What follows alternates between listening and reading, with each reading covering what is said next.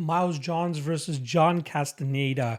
We got minus 250 on Johns and plus 200 the return on Castaneda. Now, this is an intriguing matchup. I like both of these guys. I think they both have solid games, but I think there's going to be one specific thing as to why I actually lean with the favorite in this fight. Now, the striking realm, I feel like Castaneda is the slightly more technical striker. I like his southpaw stance. I like that he throws in combinations, and I like his persistence in terms of his leg kicks just to stay active. On the flip side with Miles Johns, he's a wrestler turn striker in a sense where his hands are definitely getting better. They're developing on a fight-to-fight basis, but his speed and his explosiveness is definitely the difference between the two guys here, especially when we're talking about their striking attributes.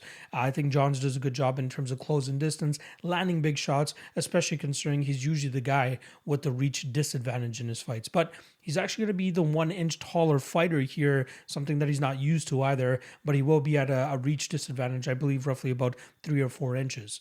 I don't think that's going to matter, though, as he's shown in past fights that it doesn't matter. He crashes forward, he does what he needs to do, and he gets the job done.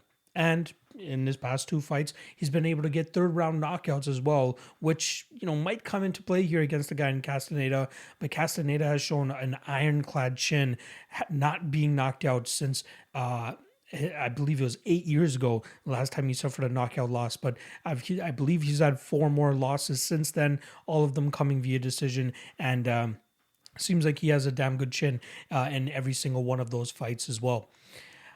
I do think, though, the main difference here between the two guys is going to be the wrestling pedigree of Johns.